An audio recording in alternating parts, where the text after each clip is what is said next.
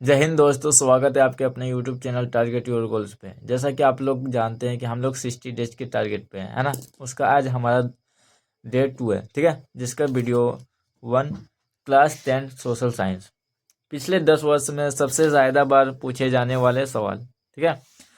पहला क्वेश्चन है, वस्तु विनिमय किसे कहते हैं। वस्तु का जो विनिमय है वो किसे कहते हैं। तो किसी एक वस्तु को देख कर दूसरे वस्तु को लेना ही वस्तु विनिमय कहलाता है। यानी कि एक वस्तु दे करके दूसरा वस्तु ले लेना, मतलब एक वस्तु के बदले दूसरे वस्तु लेना, उसे क्या कहते हैं, वस्तु विनिमय कहते हैं।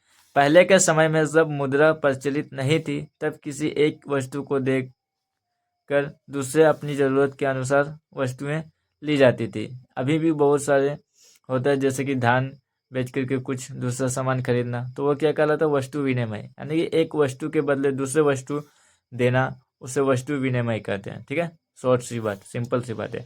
अगला क्वेश्चन है, निर्धारणता की परिभाषा लिखें। निर्धारणता किसे कहते हैं। वस्तु विनिमय समझ में आ गया। निर्धारणता, बोला निर्धारणता का अर्थ उस रासायनिक क्रिया से है जिसमें मनुष्य अपने जीवन की आधारभूत या बुनियादी आवश्यकताओं को भी पूरा करने में सक्षम नहीं हो पाता। यानी कि वैसे लोग को आधार निर्धारणता कहते हैं जो क्या करता है, ना ही अपने खाने पीने के लिए और ना ही कपड़े के लिए उतना पैसा कमाता हो, है ना। वो अपने बेसिक से बेसिक ज़रूरतों को भी पूरा नहीं कर पाता हो, उसे ही निर्धारणता कहते हैं। यानी कि अपना भोजन हो गया, अपना कपड़ा हो गया, ये सारा चीज़ की ज़रूरत भी पूरा नहीं कर पाता, उसे हम क्या कहते हैं, निर्धनता कहते हैं। क्या कहते हैं, निर्धनता, ठीक है। आगे, विश्व व्यापार संगठन WTO के किन्हीं दो उद्देश्यों को लिखें। तो विश्व व्यापार संगठन WTO के किन्हीं दो उद्देश्य निम्न है, ठीक है। इसका मुख्य उद्देश्य यह विश्व के देशों को अंतर्राष्ट्रीय व्यापार को इस प्रकार संचालित करना कि उसमें समानता हो, खुलापन हो और वह बिना किसी भेदभाव का हो। यानी कि विश्व व्यापार संगठन WTO का जो पहला उद्देश्य है वो क्या है, कि इसका जो उद्देश्य है अंतर्राष्ट्रीय व्यापार को इस प्रकार संचालित करना हो कि उसमें समानता हो। क्या हो, समानता हो, सभी समान हो, खुलापन हो, है ना। उसमें किसी को रोक टोक नहीं हो कि आप इधर नहीं कर सकते, और वह बिना किसी भेदभाव का हो, ठीक है। दूसरा क्या, विश्व व्यापार संगठन व्यापार के झगड़ों को निपटाता है। यानी कि व्यापार के जो झगड़े हो जाते हैं, है ना, उसको भी निपटाता है। बैंक की आय की मुख्य स्रोत क्या है। बैंक में पैसा कहाँ से आता है।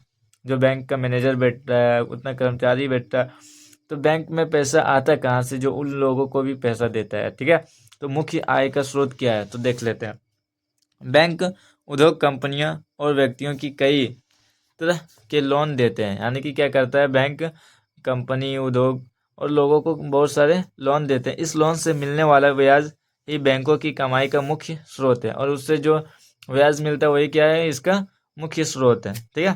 नेक्स्ट क्वेश्चन देख लेते हैं। व्यापार और निवेश नीतियों का उदारीकरण वैश्वीकरण प्रक्रिया में किस प्रकार सहायता पहुंचाती है। किन्हीं तीन प्रक्रियाओं का उल्लेख करें। किन्हीं तीन प्रक्रियाओं का उल्लेख करें।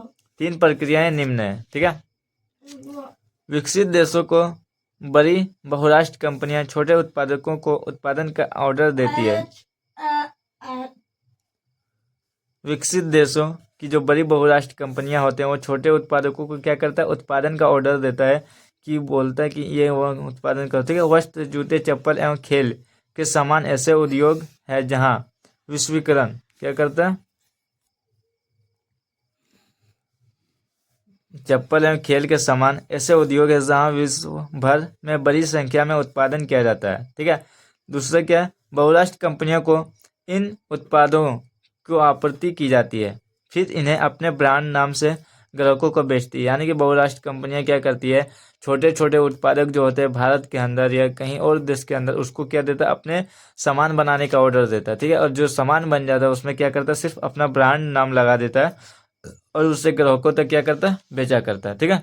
बहुराष्ट्र कंपनियां, निवेश का सबसे आम रास्ता स्थानीय कंपनियों को खरीदना है। बहुराष्ट्र कंपनियों का जो आसान से आसान जो है खर्च करने का तरीका है, या क्या करना, निवेश करने की तरीका, वो क्या है, स्थानीय कंपनियों को खरीदना है। यानी कि उधर का जो स्थानीय कंपनी होता है उसको खरीदना, और उसके बाद उत्पादन का प्रसार करना, और उसमें क्या करना, उत्पादन करना और उसको बेचना। वैश्वीकरण, नेक्स्ट क्वेश्चन है, वैश्वीकरण से आप क्या समझते हैं। तो विश्व के विभिन्न देशों के बीच अर्थव्यवस्था के परस्पर जुड़ाव को वैश्वीकरण कहते हैं। यानी कि विश्व के विभिन्न देशों के बीच जो अर्थव्यवस्था होता है उसके परस्पर जुड़ाव को क्या कहते हैं? वैश्वीकरण कहते हैं। जैसे कई कंपनी अगर जूते का निर्माण करती है तो वह इस जूते को विश्व के हर एक देशों में बेच सकते हैं। क्या कर सकते हैं? हर एक देशों में बेच सकते हैं। ऐसा नहीं कि अगर इंडिया में आप बनाए तो इंडिया में ही बेच सकते हैं। मतलब आपका ब्रांड है, आप मतलब कहीं भी बेच सकते हो तो आप कहीं भी बेचो, कोई भी देश में बेचो, कोई रोक टोक करने वाला नहीं है। तो वह इस जूते को विश्व के हर देशों में बेच सकते हैं और यह वैश्वीकरण के कारण ही संभव हो पाता है। ये है वैश्वीकरण। ठीक है, चलिए अब मिलते हैं आपका नेक्स्ट वीडियो में। अगर वीडियो अच्छा लगे तो आप प्यारा सा कमेंट कर दीजिएगा ताकि आगे आप लोगों के लिए और भी मैं वीडियो लेकर के आऊँ। धन्यवाद।